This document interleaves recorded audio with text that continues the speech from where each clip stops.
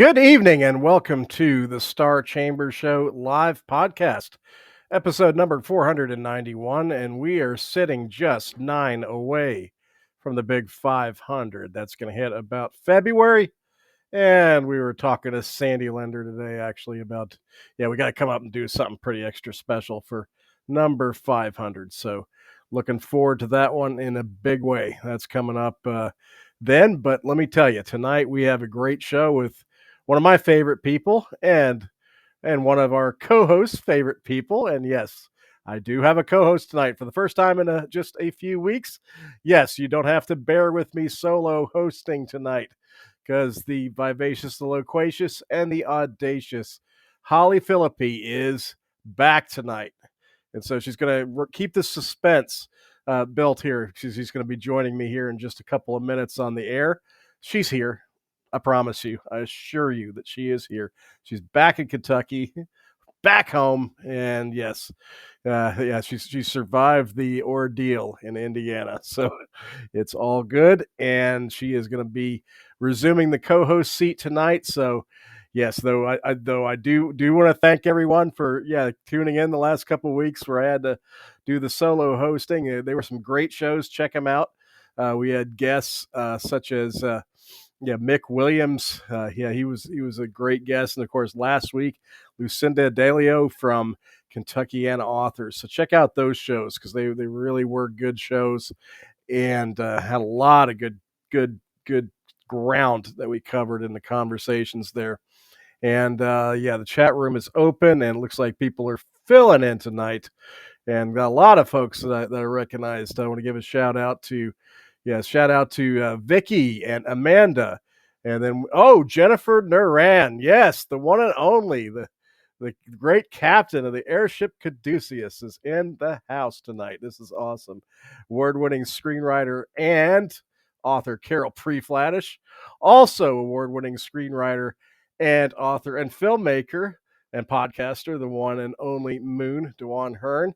I'm seeing a lot of names that I know here. Yes, of course, Amy McCorkle, award-winning filmmaker and screenwriter as well. Yeah, great to see you all tonight. Yeah, this is great.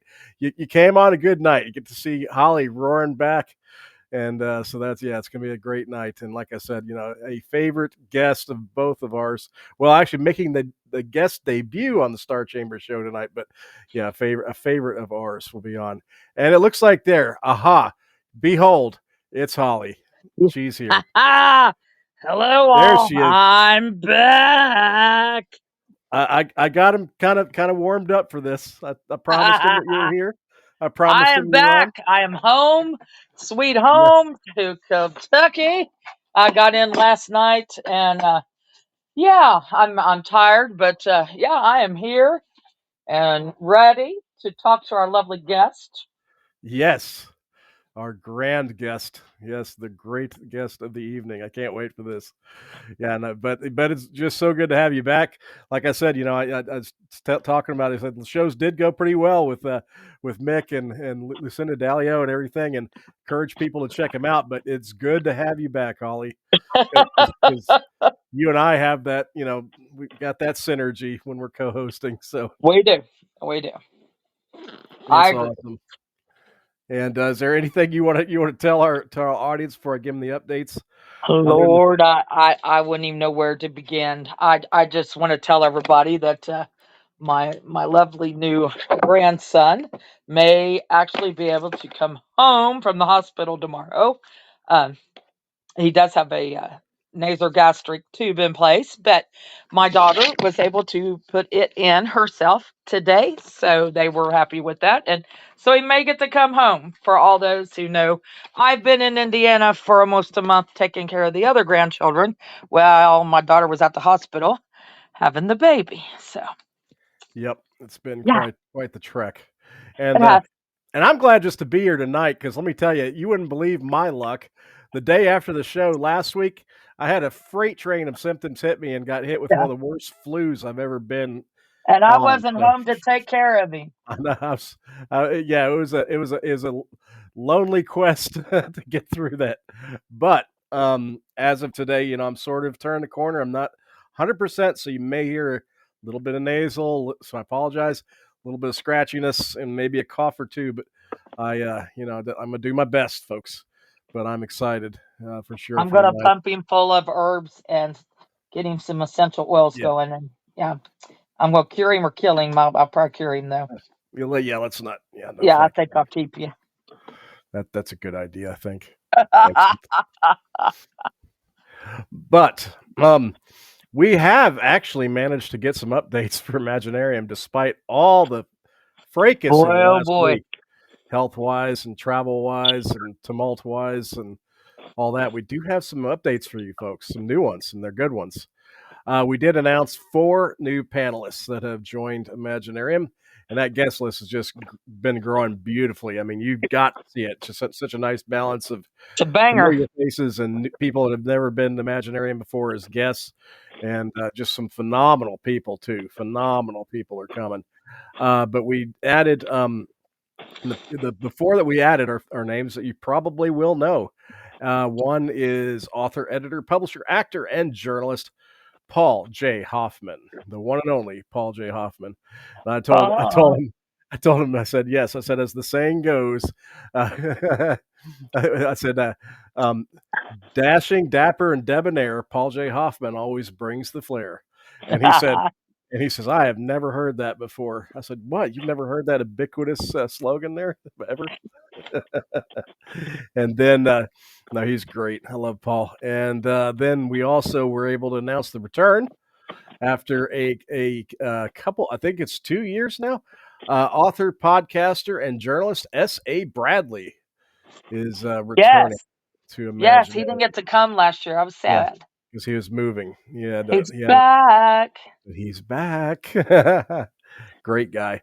And then also returning, she hasn't been in 2 years, but is returning next summer, is author and editor Leah Pugh. Of course, she and her husband run the Great Bullitt County Authors Fair and other authors events.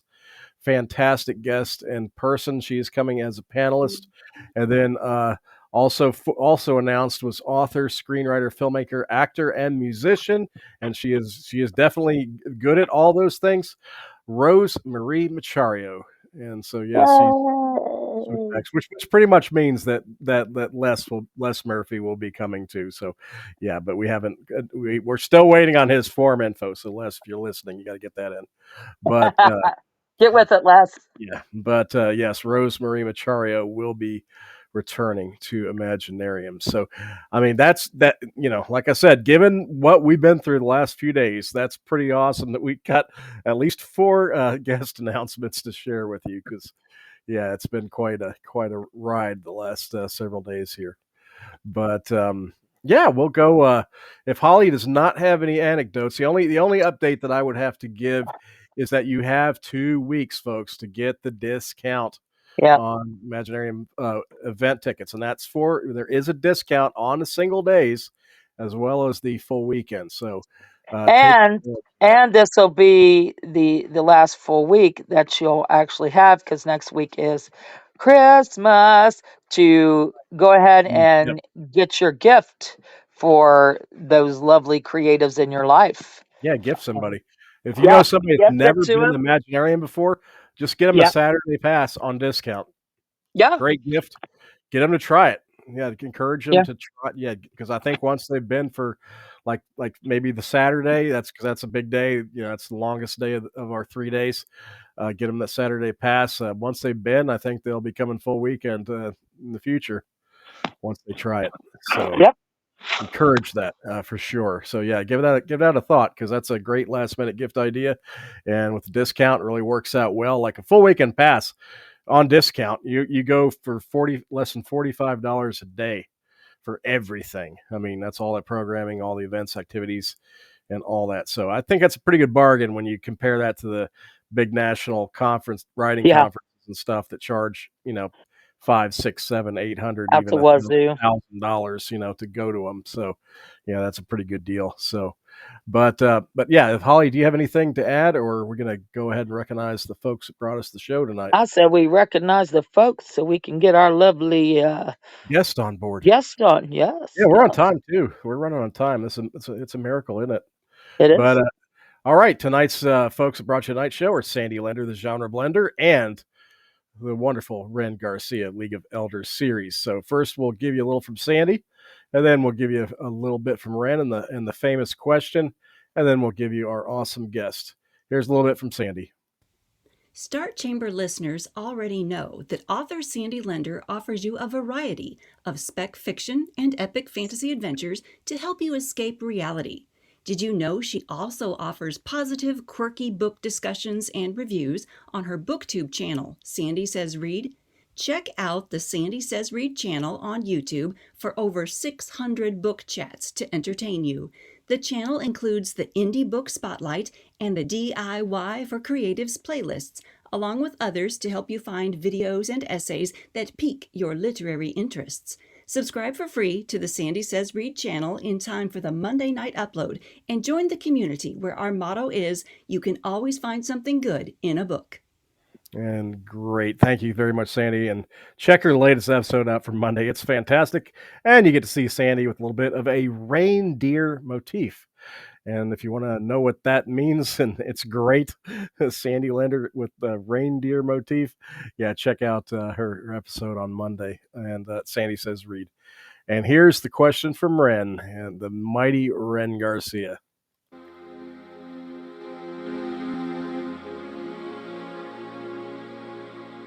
The League of Elder dares to be unusual. It's easy to be swept away in this bold and uninhibited landscape where fantastic heroes become old friends and sinister villains inhabit every dark corner. Dare to explore things best left alone. Each book is your lantern, lighting the path to a world never before seen. So what do you say? Are you weird enough for us?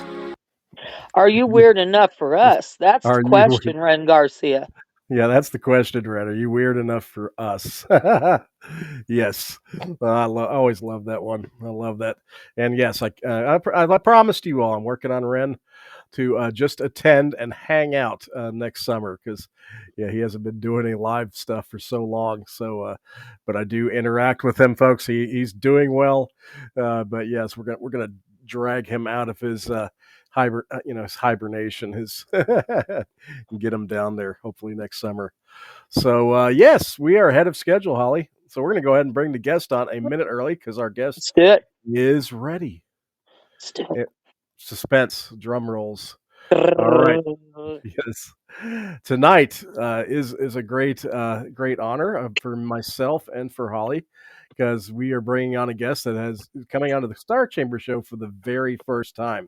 Sure. He is an author. He is an artist. He is a cosplayer.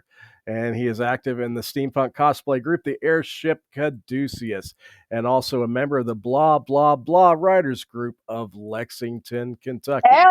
And a baker. And a baker, yes. He's just an all-around talented and wonderful and lovable guy. And Yes. who am I speaking of? The one, the only, Chad Elliott. Welcome to the show, Chad. Well, I don't know who this guy you're talking about is.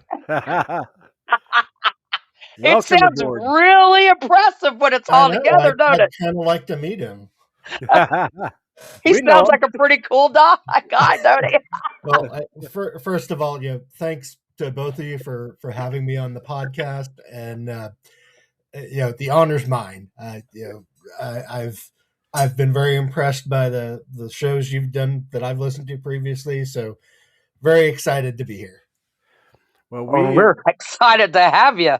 Yeah, to have you, and because we have gotten to speak about you quite a bit on the show. Yeah, because you were actually spoken of quite a bit when we had Liz and Shelley from the Blah Blah Blah Writers Group on, and I kind of outed. Yeah. I outed his bread making abilities.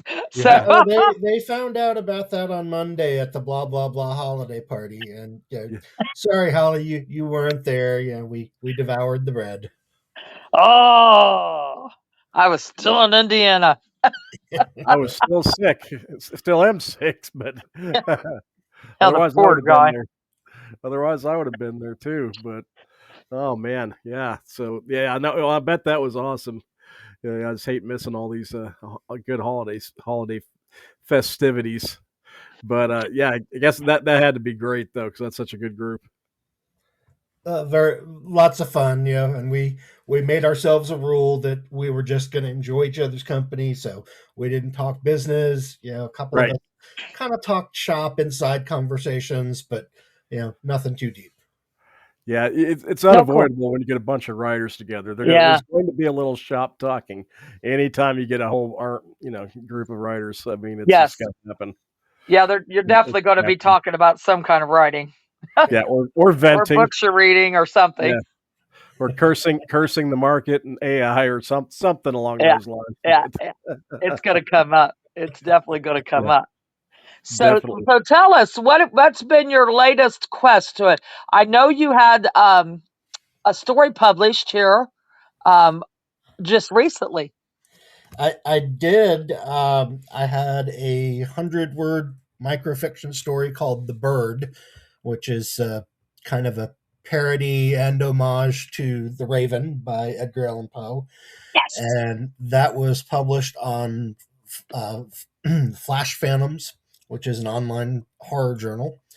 And that actually came about because locally here, the Lexington Writers Room sponsored an event called Nevermore. And one of the activities they had was they had a room full of old manual typewriters, and they encouraged you to just sit down and write a poem or a short piece of prose.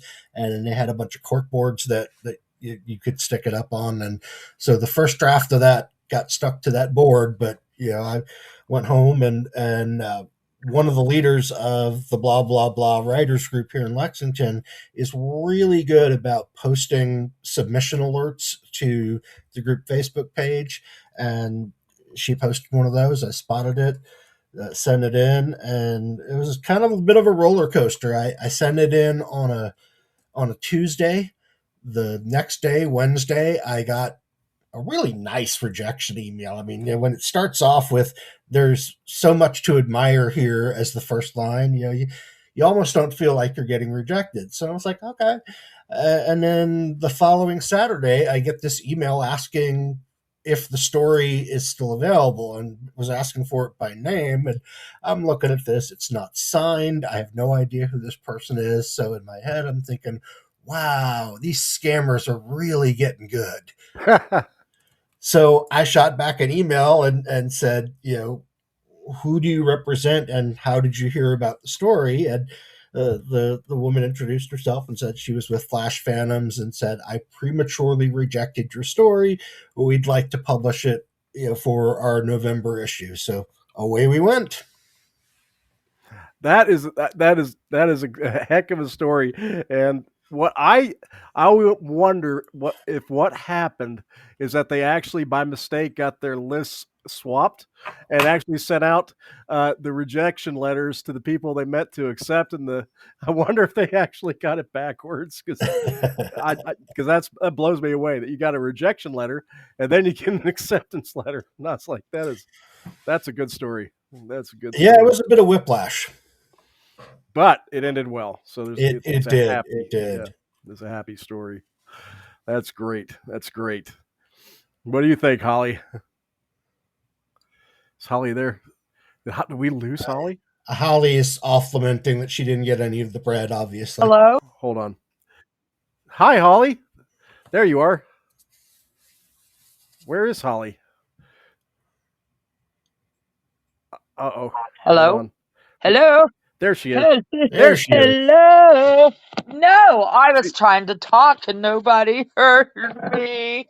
No. Yeah, no. I was like, that's like, That's well, like see, that's what I knew was unusual. That's a when rare thing. When Holly is silent, you know something's wrong. I don't feel like having someone to talk to has ever really stopped Holly, though. No, Right. I was still talking. Well, that's the thing. It's like when Holly is, you don't hear anything from Holly. It's like, no, wait, I was still talking. Something is amiss. Something is afoot. Yes. I was talking to you all when they were going, hello, hello. I think we lost her. I'm going, no, you didn't. No, you didn't. Yeah, the ghost in the machine, I think, muted you. It wasn't me. It wasn't me. Well, I showed him, by God, I'm back. You can't keep me down. We got you back in there. I love how you gave homage to Mr. Poe, because Poe is my favorite poet, and I I have not read the whole story yet, but I would love to read it. Well, flashphantoms.net, November issue. It's Okay, flashphantoms.net, y'all. it, Um, it should take you about 30 seconds to read it because that's only 100 words. I know you send me stuff from now, from tidbits here and there that you're working on, and I give my little take, say it's awesome or whatever. But yeah, that's neat. I'm so glad you got published. So now you can say you're a Yeah. published author, and Yeah. that's fantastic because this is like a newer world, right? I mean, when did you actually start writing, or has this like been a lifelong Yeah. Your path. goal, Well, or is this just a new thing? I mean, writing, you could make the case that it comes naturally to me because for most of my life, both of my parents were freelance outdoor and travel writers. But I've never really felt like it was them being writers that did it.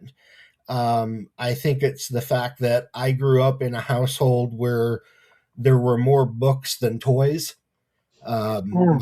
My family had a very very large library of books when I was growing up, and anything from casual fiction that my dad had picked up at the airport when he was taking a flight to textbooks from different things. And my parents never put any limitations on me or my brother as far as what we could or should read. I think there were maybe a couple of times when I came across something that was a little more adultish and was just confused by it. So, I'd go and ask them, what is this? And, my parents were not the kind of people to pat me on the head and say, you'll understand when you're older. They'd ask me what I thought it meant, and then encourage me that if I was wrong about that, they'd encourage me to go learn more about whatever it was that was confusing me, with a little guidance. They didn't want me, obviously going off and looking at porn or anything like that, but it was an atmosphere where reading was just in the air. And I'm a firm believer that the people who become the best fiction writers are the people who've read good fiction. Oh, 100%. Mhm. And continue to read. I know we'll hear from a lot of writers that'll say, I just don't have time to read. Well, Yeah, we hear that then all you the you time. don't have Yeah. time to write, And, right? and I see, mean, I don't understand that because yeah, Yeah. I can't Yeah. go to sleep at night if I haven't read something, and yeah, it could be a soup label, but I've Yeah. got to right. read something Something, or I can't go to sleep. No, right. you do. It's yeah, to be a good writer, you have to be a good reader, and and I'll even extend that. Reading outside the genres that you write in. I think it's good to be broad in your reading, and it's yeah, it's always instructive, and you don't realize it sometimes while you're doing it, but it is you find Yep. yourself growing in technique and ability as a writer the more you read and broaden your horizon there. Even an article, a Mhm. news article, or something that piqued your interest that you've seen about the weather, or an Mm. astrological event or something. Just something you need to read. You've got to Yeah. read something. You don't have to sit down and read 4 hours in a novel, but you need to get some novel reading in. I highly recommend that. You need to get it at some point, but But you don't have to sure. sit and do it every day. But you do need to read something. Yeah, Yeah. I mean, Something, I like a lot of different nonfiction things. So right? it's not just reading fiction. Right. Hmm. It's learning. If you like something that you've read, the odds are pretty good it's because of how it was written. True. Yeah. True. Yeah. Yeah. 100%. Yeah, that's me. I always got a nonfiction title or two or three, and a fiction title that I'm reading. I was, yeah, I've always got like both things chugging at the same time. I think Oh, that's we got a important. mess. Our reading pals are just a Yeah, mess. Yeah, I'm not going to show it because it's awful now. We're going to Yeah, reorganize it as soon as the holidays are over. We're yeah, moving we things got to yeah. shelves downstairs. But yeah, because the piles have grown too high. Hey, I want to give a shout out. By the way, we got some great folks coming in. Trevor Hutcherson, the flashy, sizzling lead guitarist himself, is in the house, and also the amazing Ren Melian. Yes, Ria is hanging out with Yeah, us tonight, and she also likes to. Push herself outside her comfort genres too on reading, so she and we shares got that with me. Captain in there too. Oh, Captain's Yeah. in there. Oh, I welcomed her early. Yes, Captain. Yes, the captain is here. Jennifer Noran is in the house. Yeah. So had to give a few shout outs there. Yeah, you got a good group in the chat room. So yeah, if you got anything you want to pass along to Chad, we do take questions, comments from the chat Yeah, room. If you're new to the show, if you're a veteran of the show, you know we do. So, but if you're new, yeah, we do. But but yeah, I had a similar upbringing as Chad, where I had more books than I mean, just surrounded by books, and two parents that were creative and literary. It's they were scientists, but they were very literary people, very creative people, and definitely fiction readers, enthusiasts, and so yeah, I grew up with that kind of base, so I can relate to you on that totally, and that definitely helped as far as the path. But you as a storyteller, though, I mean, I think it's a natural thing for you because getting to know you, I mean, you are you're an avid gamer, cosplayer. I mean, it's like, yeah, you embrace storytelling from many different spheres, so it seems almost like a natural thing that you're a writer. Well, and I was out of anything creative for 25 or 30 years at one point.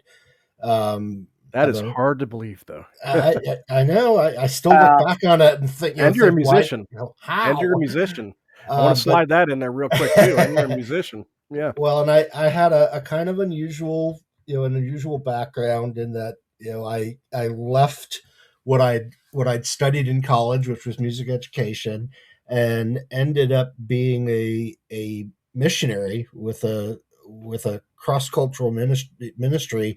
And you mentioned music, and that's actually what brought me into it. Is this particular ministry had this traveling music team, so for for two different tours, I would every night be up on stage in a weird outfit and singing music, playing bass. So any 15-year-old with the fantasy of being a rock star, that kind of fulfilled that particular fantasy of mine. But during all that time that I was a missionary and then later a pastor, I really had buried all of my creative stuff. I mean, I wasn't really doing any writing. I wasn't doing any art. Um, the storytelling part, though, is a different matter because I was a pretty good narrative preacher, and narrative as the preaching is all about story. So I think that kind of honed my skills in terms of knowing what works and what doesn't when you're telling a story to people. These days, I have a couple of different storytelling nights here in Lexington that I'm part of, and so I still get the chance to get up and work the audience that way. Yeah. And I guess you're that's a so painter fun. too. Ria just chimed in and says you're painting as well. Yeah, Yeah.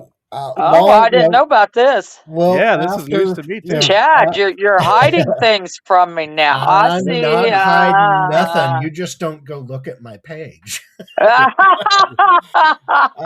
Well, about 8 years ago, after my divorce, um, art kind of saved me from just sinking beneath the waves. And so I do a lot of colored pencil stuff. I do a lot of acrylic painting stuff. Matter of fact, I've got a canvas sitting to my right that I'm working on. So yeah, it's I feel like they're all connected when it comes to creative impulses. Very Oh, cool. 100%. Let me guess. What's he working on? He's making a portrait of Albert, since he saw Albert pretty recently, I think. So, Well, yeah, you're pretty close. It does start with an A. I'm actually working on a painting that's going to be Ada Lovelace, who was a contemporary of Charles Babbage, the inventor of the nice. calculating machine, and that's going to be kind of a steampunky sort of a painting. Very cool. Well, if you need to put in a small tuxedo cat, you can put Albert in there with some steampunk garb on or something. You're more than welcome to. I don't know that there's any biographical details to support this, but just from every photograph and painting I have seen of Ada Lovelace, I don't think she's a cat person. No. Oh, that sounds cool though. That definitely want to check that out when that's ready. But so what are you working on? What's your path right now as far as the writing goes? Let's get a little peek as to what's under the working on in the garage, as they say. Well, we've mentioned a couple of times the blah blah blah writers group, and the way that our writers group works is we meet twice a month, and each time 3 people get to read selections from their writing. Each person gets a block of 20 minutes. You can read for 20 minutes and get no feedback, or you can read for 10 minutes and get 10 minutes of feedback. And I usually try to leave it to where I read for about 10 minutes, because I really like and want that feedback that people are getting. So I've actually been reading to them a steampunk story that I began writing and completed after I had joined up with the writers group. So getting some great feedback on that. The main character is actually he's kind of drawn from my steampunk persona that I created as part of the Airship Caduceus, led by our own Jennifer Noren, who's with us. Yes. I see in the chat. Captain. Oh, Captain, my Captain. Yes.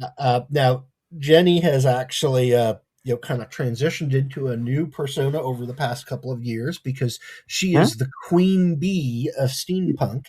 And if you've ever met Jennifer, you know that it was no stretch for her to assume the title and role of queen, because she is the queen of socialness. But she's also the queen of steampunk. So she's taking a curtsy. Those of you who are not in the chat may not be able to see this, but she's taken a curtsy. And I became friends with Jen. Oh gosh, I think about late 2018 or so, and it was news to me that there were other people who liked steampunk. I had read some steampunk stories. I had no idea that there were people who would actually get all dressed up and get together and be steampunky together. So I was super excited to find that out. When COVID hit, our airship was actually doing these weekly Zoom meetings that we dubbed Cocktails with the Captain. So it was really a great way for us to stay connected and to really just build friendship between each other in the group at a time when none of us could really get out and get to and be together because of social distancing. Right. And it really just helped us stay bonded as an airship. So the character's name is, and my persona is, Augustus Hogswood, and he is a professor of mechanical engineering and chemistry, and with art imitating life here. He also likes to tinker around with making home liqueurs, which was a Victorian thing. And you remember from from Thanksgiving that I brought some of those liqueurs for you to taste. So that's just become part of the persona, and I actually wrote that into the story where he he offers some homemade limoncello to one of the other characters. Very cool. Very cool. Hey, we do have a little bit of something that Jennifer has shared with this chat room. She says the big secret buzz is that Patrick Quackenbush, Professor Horatio Hops, and I are the master and mistress of ceremonies at Bourbon City Steam next year. So there you go, folks. A little bit of a scoop, I think. Mm-hmm. That's pretty cool. It I'm gonna is. pass that along because Yeah, Bourbon City Steam is everybody awesome. I would like to mention is that pawpaw liqueur that you make. And we had the privilege of tasting on Thanksgiving and oh Oh my my God. gosh. Yeah, Wow. that Yeah, was the phenomenal. pawpaw, oh, it's so freaking good. Now the next trick on that is that we got to get Holly to put some of that into an ale 8 pawpaw Yes. brand Yes. Yes. and try that. Ooh, that would be fun. Oh, I must do this now. As I well, got my L8 sitting in here, now I'm we drinking wine, but now we have an event that we can plan for next year's Imaginarium. yes, I'll buy the pawpaw. Holly tries the pawpaw. Yeah. That would be worth doing, definitely. I honestly, Stephen, I think you could sell tickets to that one. I guarantee you we could. Guarantee it. Especially if I make a whole pitcher full of the pawpaw L8 with the pawpaw liqueur and I get me a straw. I'm still looking for a fancy straw, people. So if you come across an idea or you see one, you want to grab one, I always use their crazy straws at the hotel, in my pitchers of beer. But their straws have got short and it's very difficult. So I was just like pouring it down last year. The straw was too short. So I need me a taller straw that has some flair. Yeah, I So think get Trevor's creative, guys. Get creative. Trevor's volunteering to share it with you, Holly. I think if I read this correctly here. Trevor, I will Yes. share. Yeah. Yes, Trevor, I'll share with you. Yes, we will. We will share. You're just gonna have to leave it to luck, Trevor, as to whether or not you can figure out where Holly is at Imaginarium at any given moment. Yeah, Just listen. I'm like Just Carmen listen. Sandiego or All you gotta Waldo. do is stand still and listen. We You'll find it. You'll figure it out. That's what you hear. You Yeah. We need to do a bingo and give out a thing to, we put little squares on there where I could be at any given time, and if I am seen, I can give you a sticker. People could say, "Hey, I saw Yes. you. Give me a sticker." And I'll give, then I can hand out stickers. I'll keep stickers in my pocket.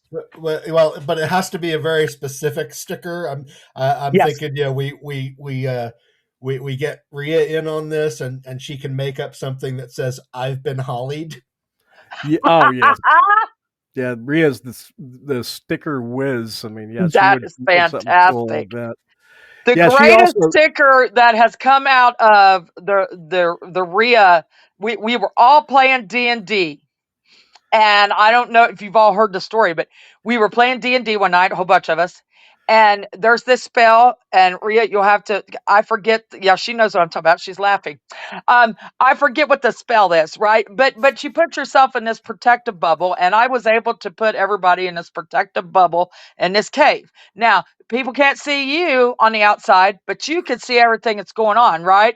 So I called it the fuck it bubble because I don't remember the name of the spell. I'm just like, okay, the fuck it bubble. I have done it. And here we are. So she made a sticker and it's the greatest thing ever. Yeah. Tiny hut, she That's said. funny. It's actually called a tiny hut. Yeah. Yep. See, Hutch. Trevor And then. said that Natalie's in the background hollering, fuck it bubble. Yep. That was legendary for sure. Oh, that was the greatest sticker. So that's what happens when you put a bunch of creatives together doing fun things. We That's come true. up with Hey, and Chad is getting praise for his cookies too. I wanted to pass along. yes, Yeah, Rhea molasses cookies. I hear molasses cookies from Rhea and Ginger cookies has been mentioned by Jennifer. So yeah, we're getting some serious cookie praise for Chad from the chat room here. There it is. Ria said it's Leomun's tiny hut. That's There it it. is. That's the D&D spell. Yeah, that's it. That's it. Thank you, Ria. That's awesome. But Chad, yes, Chad is an all around Renaissance No man. kidding. I mean, So yeah, like so when did your love of steampunk come to play? the roots of it. He should be there. Did we lose Chad? It says he's here. We'll find out. Chad. Chad. Chad. Hello. There he is. Hello. There he is. Okay. Yeah, I didn't know. It said he was there, so I didn't see it that he's disappeared. But nope, I'm here. awesome. Well, I was mentioning earlier, that I'd read steampunk stuff, so I was certainly aware of it as as literature. Right. But really, it was meeting Jenny and her introducing me to the other people in the steampunk community that that kind of got me excited about.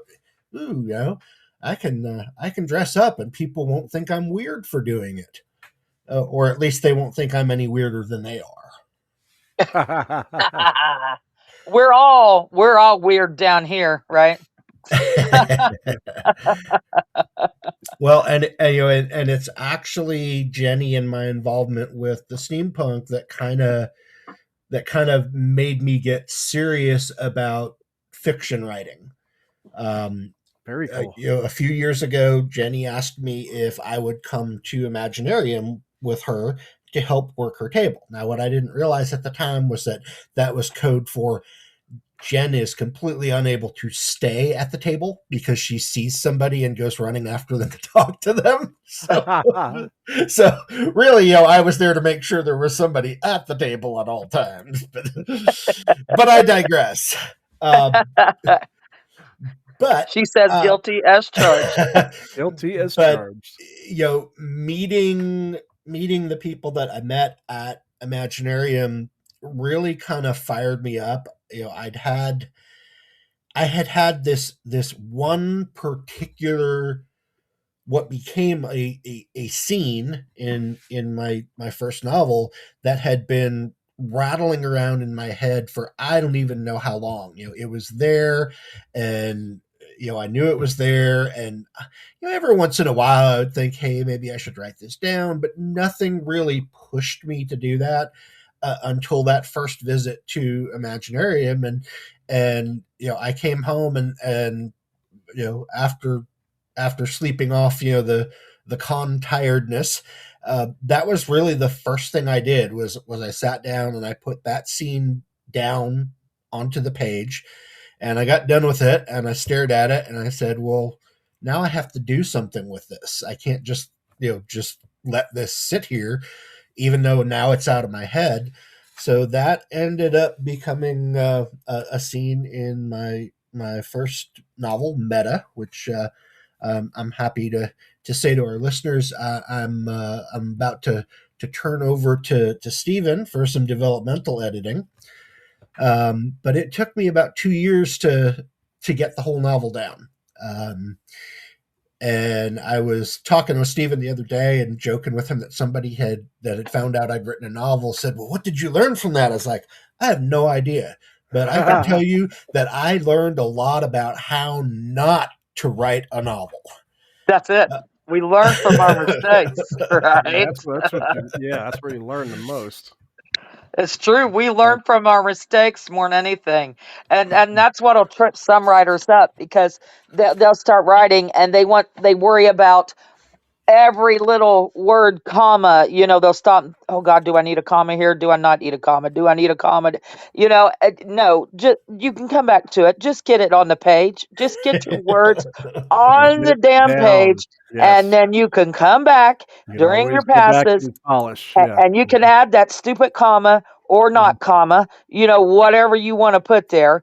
But it's just get it down. It doesn't have to be perfect. No one No one's rough draft is perfect. I don't care who they are. No one's is perfect. You could write 100 books, and you're still not going to have the perfect rough draft. It's just not going to happen. And self editing, No.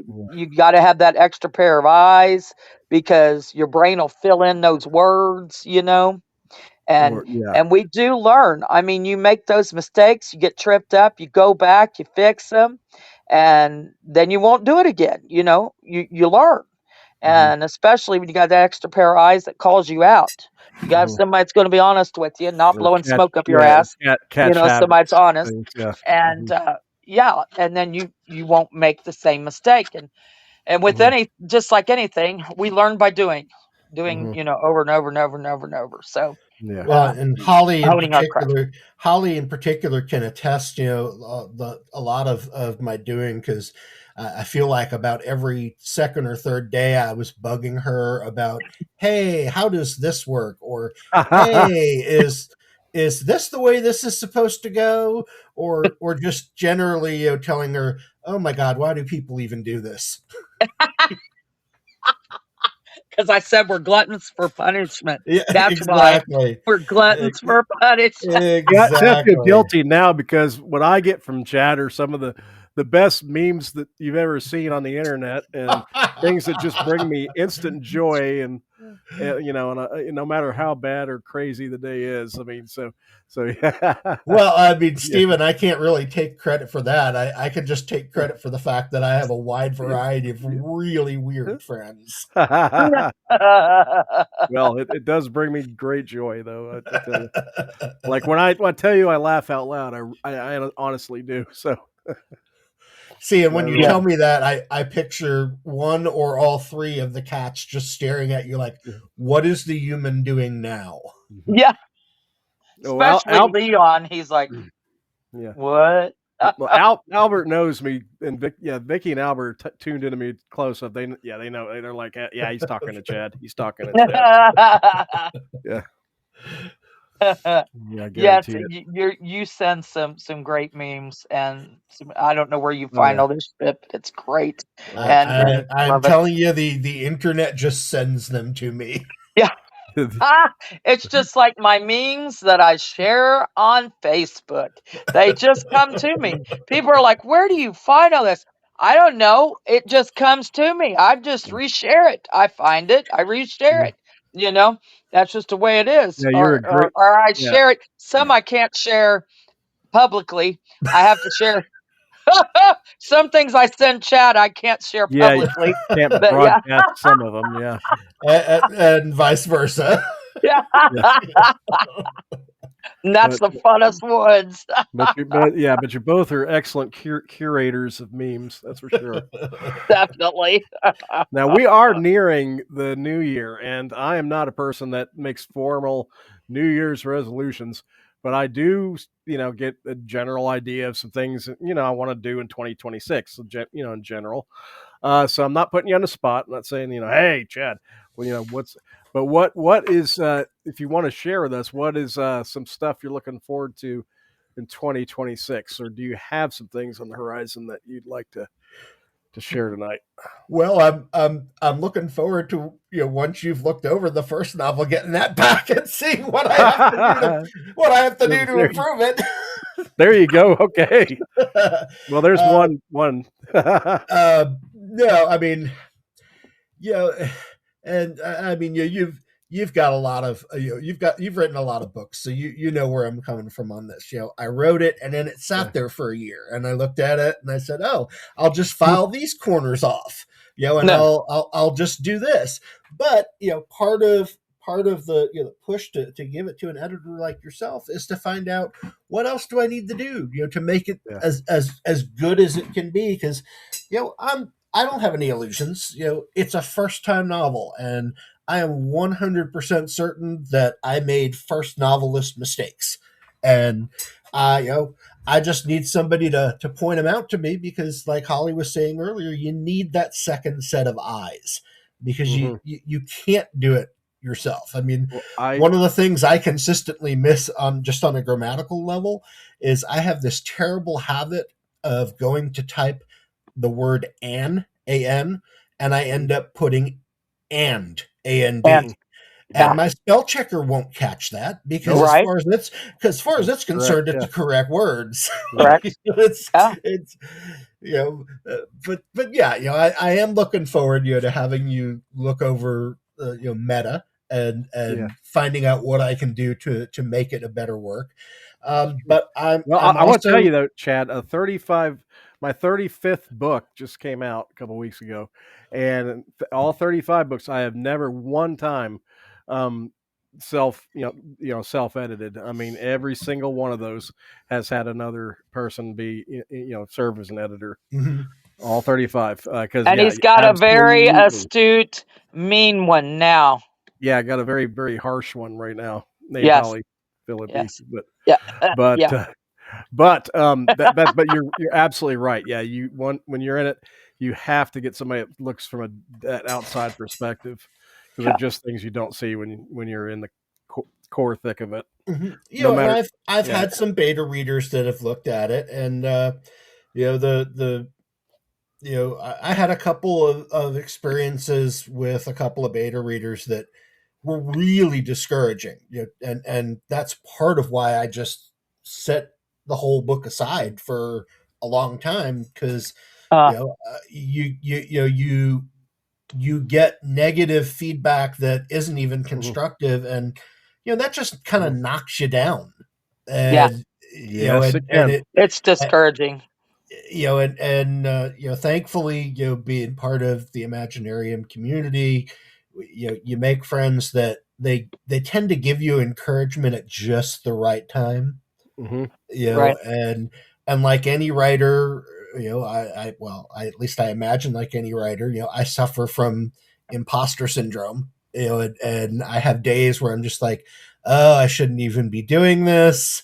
uh, and that passes. And you either start something new or you pick up the thing that you were doing. So going back to your original question about the new year, um, I'm a pretty big chunk of the way into a second novel, which is actually set in Lexington. Fantastic. So I'm looking forward, to progressing with that and finishing it. And it's been an interesting one. And here again, inspiration came from Imaginarium. Ha! Very Awesome. cool. Year before, the year before this, so last year, I guess it would be the 2024 Imaginarium. Um, I heard Stephen Shrewsbury talking about a character that he had that was a psychometric archaeologist. And so, of course, the first thing I did was pick up my phone while he was still talking and Google what the heck psychometric was. So it's like, the what now? And a psychometric can touch things or people and read them, and get images of their past. So um, Stephen and I actually had a fun, joking conversation afterwards, where I said, I think you should write a scene where your psychometric archaeologist walks through a museum just touching stuff and going, real, fake, real but mislabeled. That's Oh, awesome. Yeah. But that whole notion, of somebody touching a person or a thing and being able to see their past kind of grabbed hold of me. So the main character in the new novel is somebody that is psychometric, and she sees ghosts because she is a psychopomp, somebody who guides the dead to the afterlife. And she doesn't view these things. The main character's name is V doesn't view these things as as gifts. She views them as a curse because they've really kind of ruined her life. So part of the progression of the character is that because she's so afraid of her own gifts, she's kind of shut herself off from everyone. She won't let anybody get close to her physically or otherwise. So a lot of the story has been the progression of her as a person, just being able to open up and trust other people again after this the burden of this thing that she views as a curse.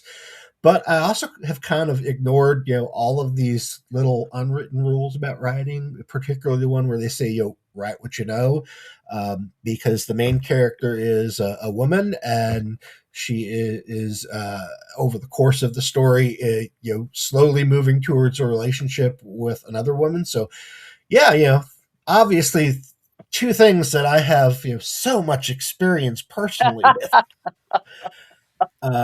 So I did the smart thing, and I got to a certain point, and I sent the whole thing off to a friend of mine that that is lesbian. I said, look, I need to know before I go any further with this if I am just being that guy who writes something that's what he thinks a woman would say or do when attracted to another woman. So I was really happy when she came back and said, no, you're not doing that at all. You just need to go more into, do a little bit more before they just go straight to being, straight to having her interested in someone, like have her thinking about this person when unexpectedly, have her smell something that reminds her of the person. And then she catches herself and it's like, why in the hell am I thinking about this girl? So, that's all great feedback and stuff that I've put in, but, but I'll tell you the fun, kind of the funny thing about having set this story in Lexington.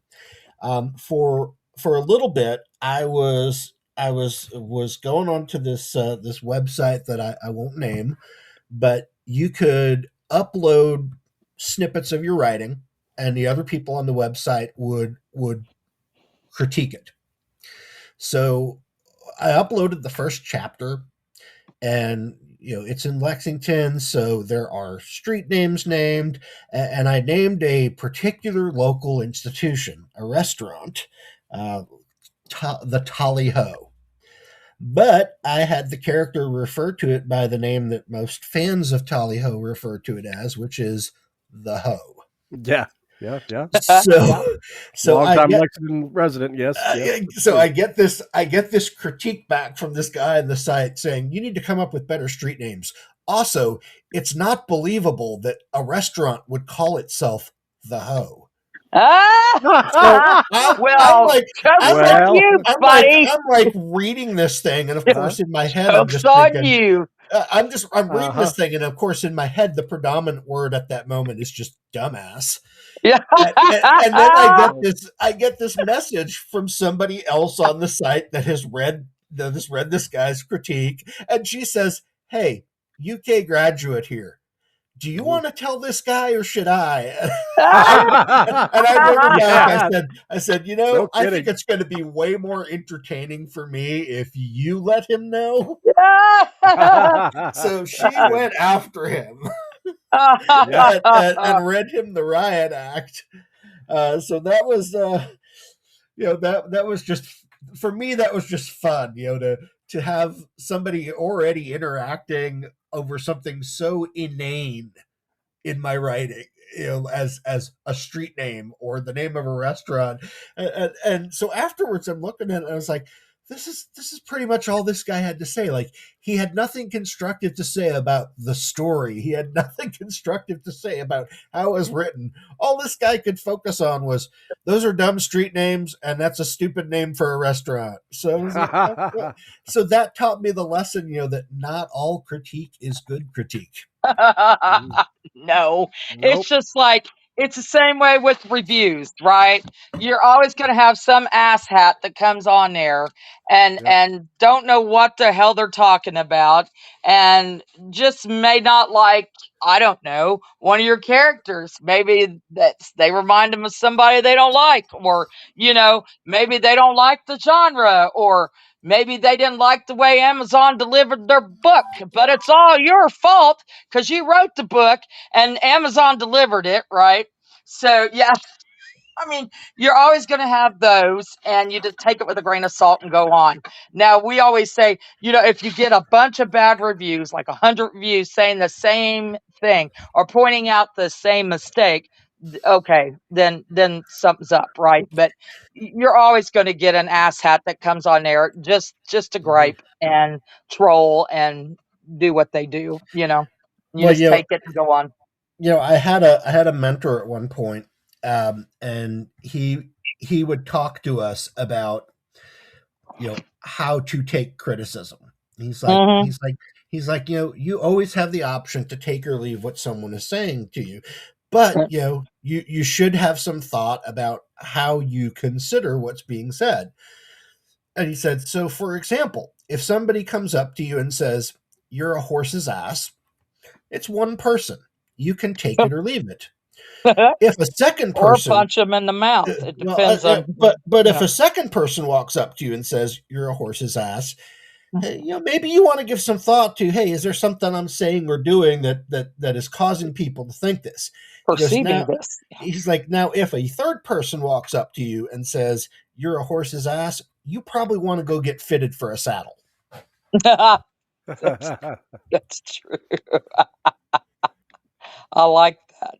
That's exactly right. It's the same way with reviews and critiques. And Well, that's why some people are so turned off by critique groups because they've been in groups that it's just all a bunch of bashing, no lifting up. And so they've had that bad experience and they steer clear. But, you have found the blah, blah, blah group who is constructive criticism. They lift each other up. You encourage each other, which is great.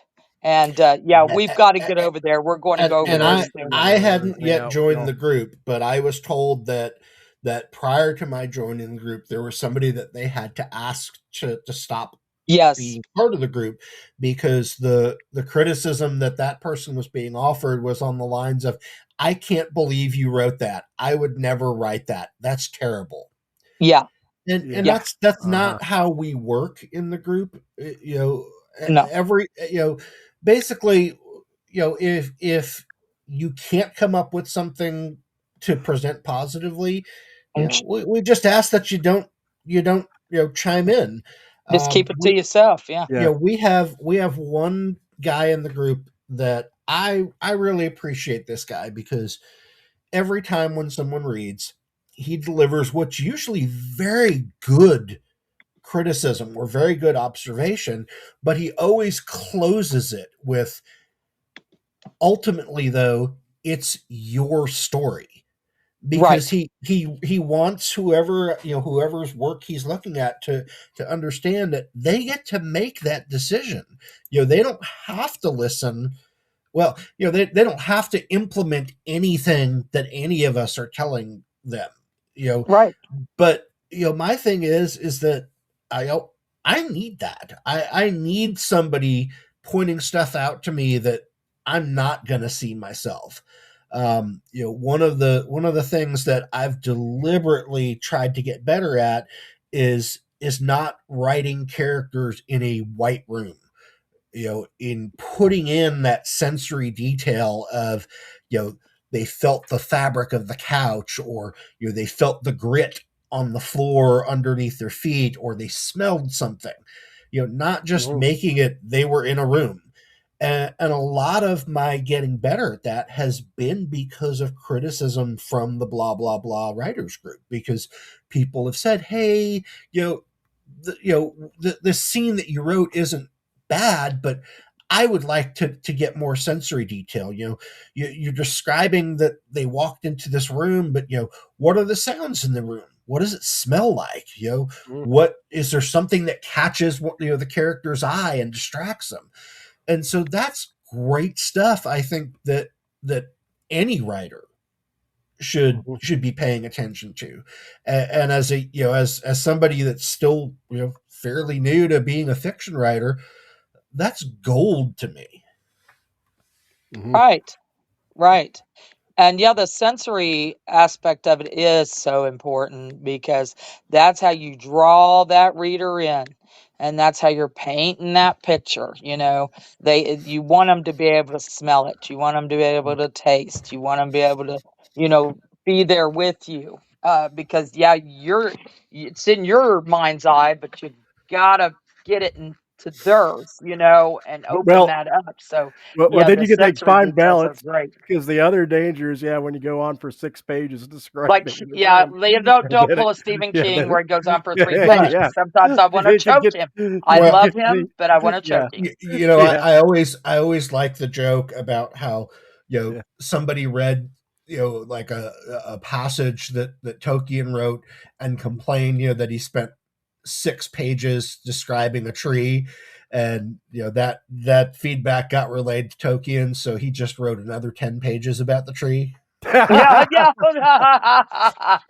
And I'm like, that's a level of pettiness I aspire to. Yeah, well then he would write the lore of the tree and compendium and appendix and a bunch of other things. But your points very well taken, Stephen. Yeah. One of the things I had to be real careful about when writing Meta, the first novel, is it's a superhero story, but I tried to find actual real world things that had a real biological or scientific basis that I could assign to these characters. And the danger there is just doing a data dump about them. So there are places where I went back and probably cut out, 40% of what I had actually written about the nature of this particular character's abilities. But the research just was just fascinating to me. Like, one of the things that I found out when I started looking into this kind of stuff is that there is what's called a gain of function mutation, and if you have it, your bones are, for all practical purposes, completely unbreakable. And this mutation is so rare that everybody who has it is in the same family, which immediately made me think, so how did they even find that out? Did, like, one of the kids fall off a roof and they noticed that nothing got broken? So they're like, hey, that's weird. He fell off a roof and nothing got broken. We should look into this. I mean, how do you even find something like that out? Yeah. Yeah, unless there's something else wrong. Like, I'll use my new grandson for example. He had just a lot of things going on, and so they did genetic testing before he was even born on him and the parents, and my daughter and her husband, and we just got the babies back, and a geneticist called her yesterday, and it's a whole big thing. But yeah, until something like that would happen, they'd find a relatively weird defect in an organ or something else, to where they would do a genetic makeup. You wouldn't even know that their family was carrying that genome, because it has to be some kind of genome that's passed down. And one of the other weird ones like that I found out about is that there's a gain of function mutation that, if you have it, cholesterol is unable to collect in your blood vessels. My And God, I need that. Right? Yeah. Can we bottle that? Because we'd make a No fortune kidding. if we could just bottle that stuff. Wow. Yeah, I'll swallow a whole big bottle of that. Yeah. Yeah. Rhea says, take my Yeah, like money Rhea now. says, take my money Take now. my Yes. money now. I want the bone. I want the bone issue, where they're unbreakable. So when I get old, I can fall and I will bounce. I will not break anything. And I will live to be 150, because I will have no cholesterol problems. And I want to video Holly bouncing off the ground so that we can put that up on TikTok and Monetize that. get lots of laughs. Especially if I have the Paw Paw liqueur and L8 in my hand. Yeah, we may And I need won't this. spill a drop. I won't spill a drop. I guarantee it. Yeah, we may Well, of course you won't, because you'll have the straw in your mouth. Right. That's right. With the pawpaw liqueur. Now I'm really looking forward to Imaginarium. Not that I wasn't before, but well, I better get some more pawpaws then. Yeah. You better. And for inform the listeners out there that may not because you would not believe the people it says, what the hell's a pawpaw? Inform them of our lovely Kentucky fruit that grows. So the pawpaw is it's a fruit that grows in Appalachia, and it has a very tropical flavor to it. Consistency is very the consistency of the fruit is almost like custard. Like it's a very very interesting texture. Historical note: George Washington used to have a pudding made out of pawpaws, and it was his favorite dessert. So because of the fruit is so delicate, though, it doesn't travel. Like, and that's why you'll see it like in a local farmers market. Like I know there's a farmers market in Berea that sells them. I was fortunate enough that I have a coworker whose property has like 50 pawpaw trees on it. So her family used to harvest them each year and sell them to one of the distilleries who was apparently distilling them into some sort of pawpaw brandy. But she brought me, I don't know, I guess it was like 2 pounds or so of them. And so the first thing that I thought, since I'd already been making home liqueurs, was I wonder if I can make this into a liqueur. Very very messy process. The pawpaw fruit itself is really sticky, and even though it has these immense seeds in it that you would think would just pop right out when you want to go and take the seed out, I mean, I was cutting away with a sharp knife, then I was digging away with a butter knife because that pawpaw did not want to let go of its seeds. And then once I finally had them skinned and seeded, I just turned them into a puree and infused them into the liquor, which is pretty much how you do any home liqueur like that. Is you're just infusing it into distilled liquor. But I call it Appalachian ambrosia. Nice. You should. Beside L8, I have never heard of anyone using it in anything. I mean, I've heard of people eating them like they are, for its custard-like texture and everything. But I've never heard of anybody like making drinks with them until L8 and you. So well, you're onto something. I maintain I had the idea first, but what you gonna do? They've got more money and more lawyers than me, so you need to patent it right away. Patent that shit. Well, Holly, I do have good news for you. Amanda is on it as far as finding silly straws, and Rhea may also have a straw for you. So we have there is. I will be there a week, and we have Imaginarium. It's 3 days, so I can have more than one straw. So I will take straw offerings. I kind of feel like now, she's just setting this expectation that she's going to be drinking out of multiple straws at the same time. You're onto something there, Chad. You're onto something. This straw goes to the pitcher. This straw goes to the pawpaw liqueur. This straw nobody knows. Amanda says a straw for every day at least. So, yes. Yeah. Nice. I love it. And a beer hat. Yes, I do need a beer hat. Oh my God. I need one bad.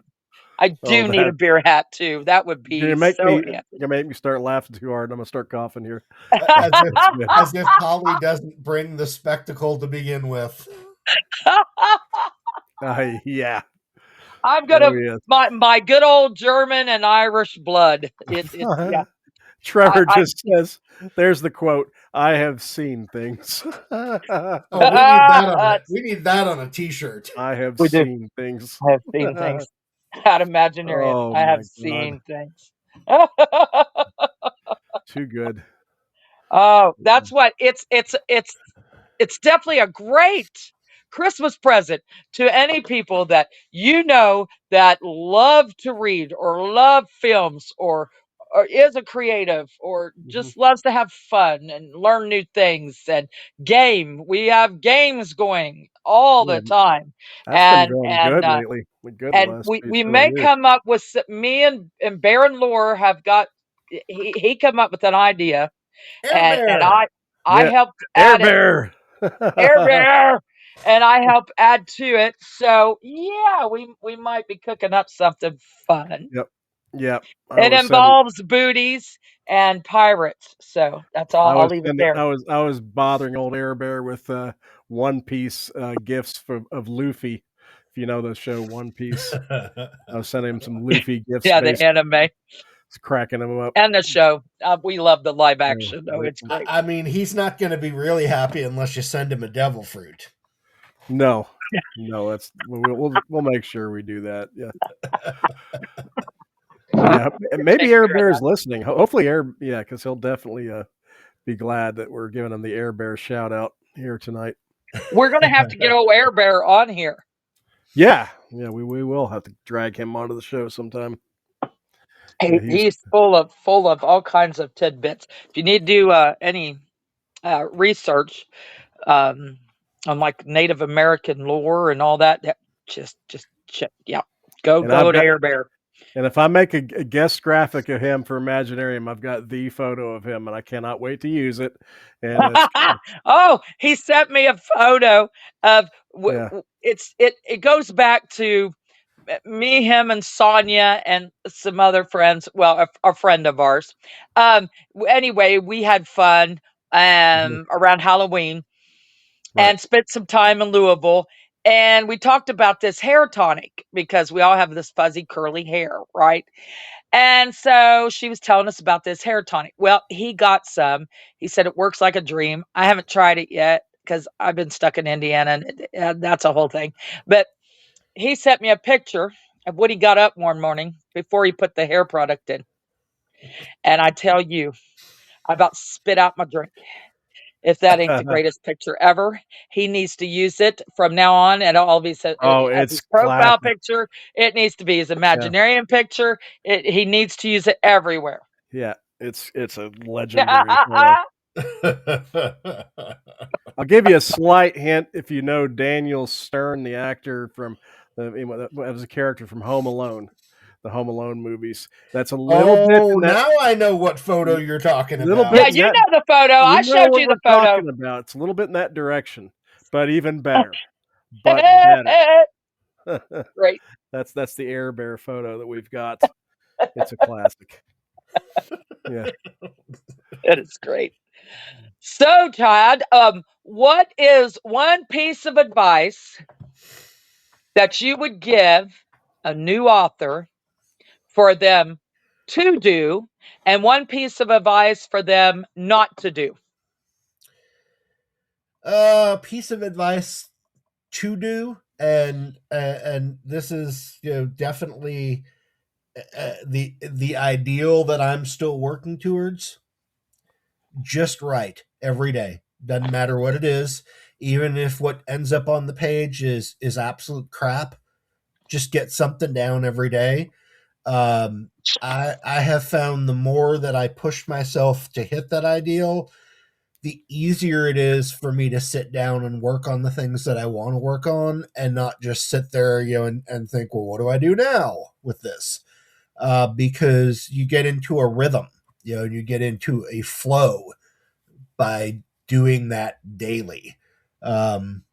Probably to go back to Stephen's question about 2026 is I may start looking at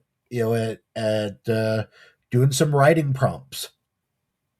Just getting something that says describe this, or in 200 words write a story about this, because I think that just it builds the muscles of writing. Yeah. Stuff not to do, I don't know, because I feel like every day I keep discovering things I shouldn't be doing when it comes to writing.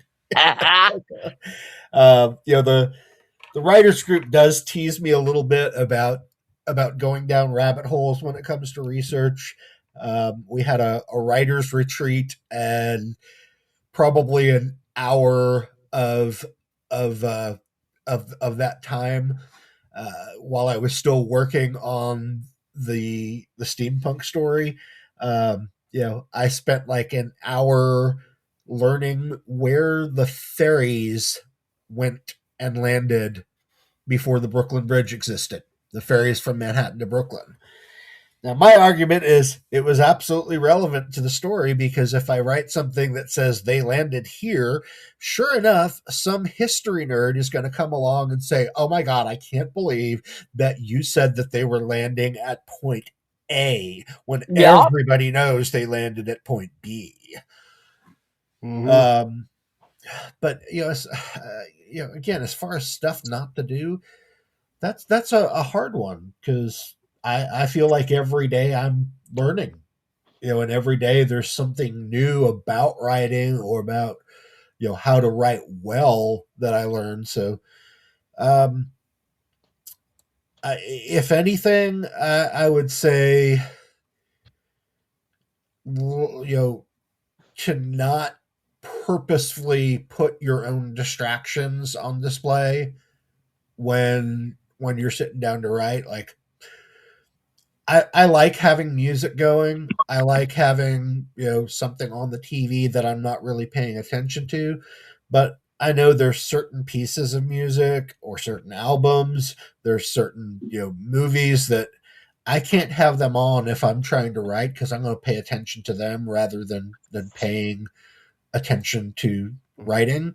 So maybe the moral of the summation of that would be, don't shoot yourself in the foot when you're trying to write. Nice. And then I Great will advice. have to say, I definitely have to second. I got Rhea said it first in the chat room. She said stuff not to do, quit. And then Moon said what not to do, quit. Do Quit. not Yeah. quit. Yes. So yeah, that's a couple Stay little, with it. yeah, stay with it. Yeah. And Trevor said that when he played a lot of guitar, he would write riffs every day. And I hope 2026 sees the release of Trevor Hutcherson's long-awaited solo album. So maybe Trevor will finally get that out. I hear that the title on that's going to be How I Got This Way. Really? Nice. At Imaginarium. Hey, yeah. Never give up, never surrender. The captain, Jennifer Naran, weighs in. Never give up, never That's surrender. right. Never surrender. Love Yeah, but when I see that roll up, I do it, in the voice of one of the Thermiums. Never give up, never surrender. Oh.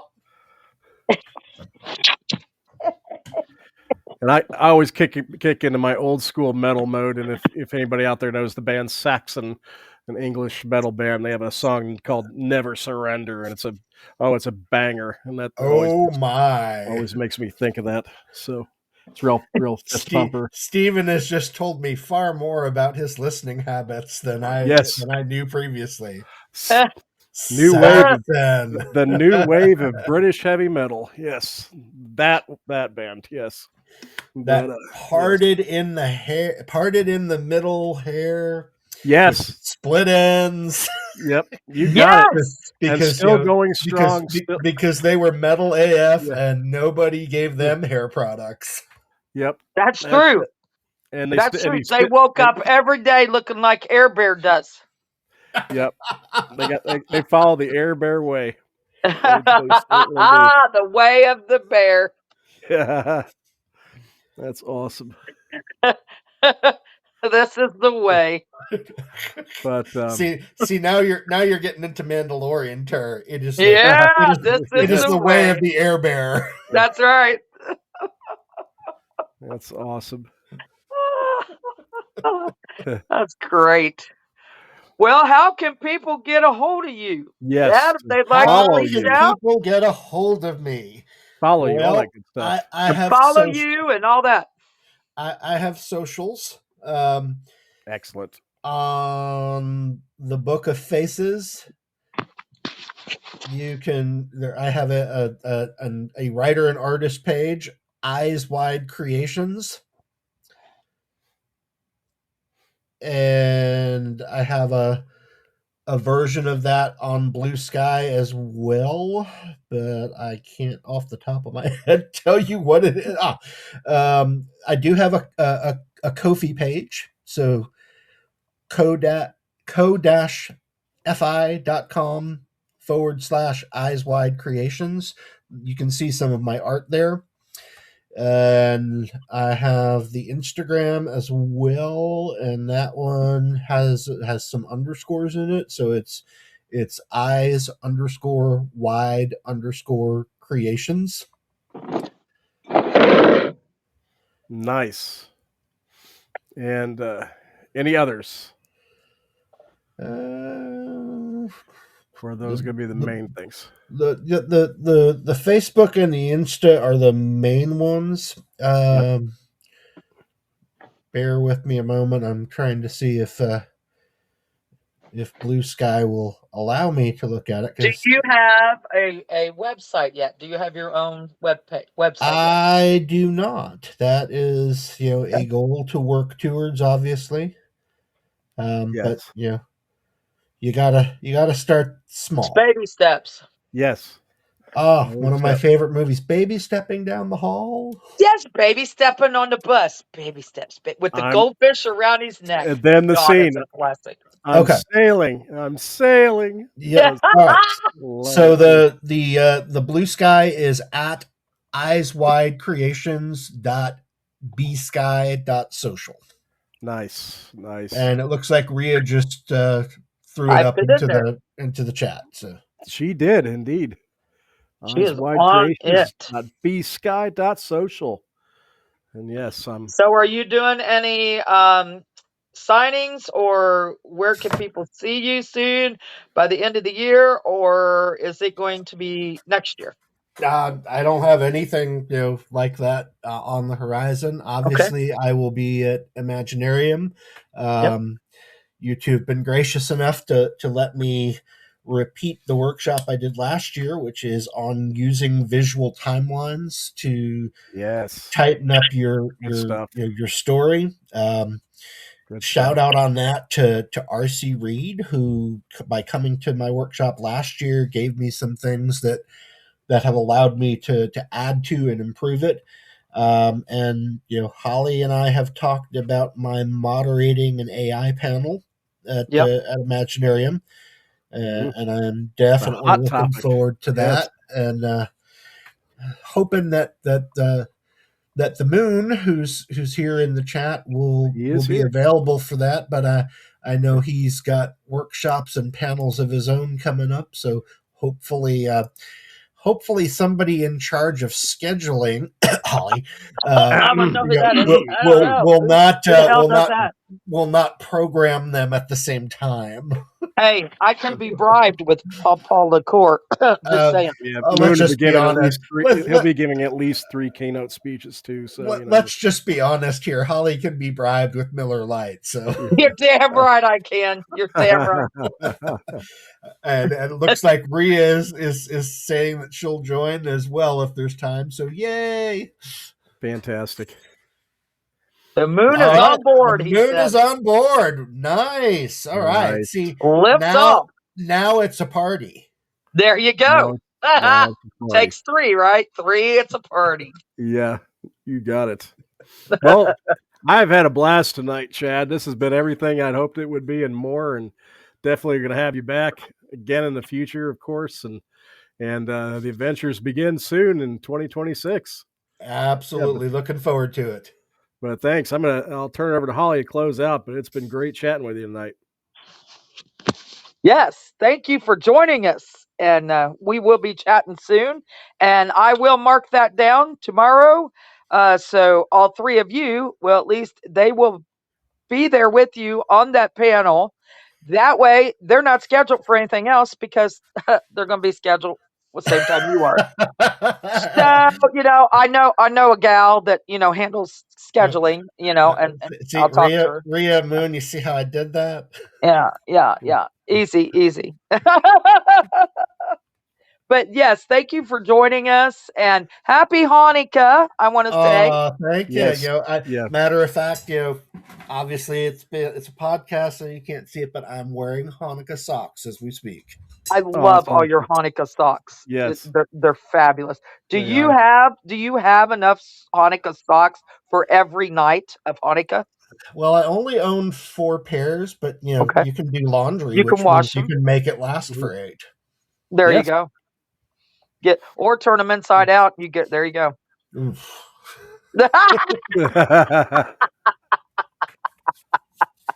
We will not speak of such things. I'm just giving you options. Just giving you options. Well, hey, I want to thank both of you for having me on the show, and Yes, this has been a lot of fun. absolutely. Yes. Well, you have a great evening, and we will be talking soon. Sounds good. All right. Good night, Chad. Okay, people out there in listener land in our lovely chat room, which has been very active tonight. Thank you all. And thank you to our new listeners.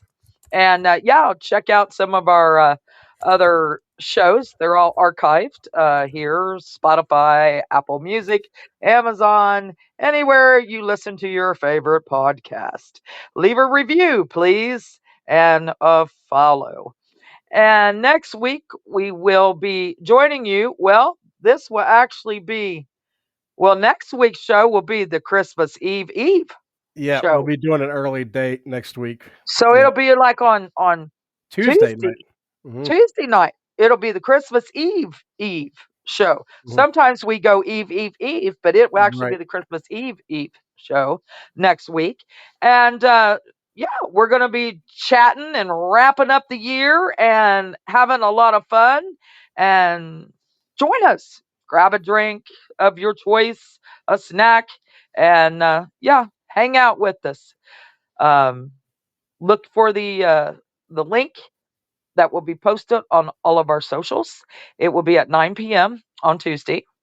I usually say same time, same place, but it'll be the same place, but different day, same time.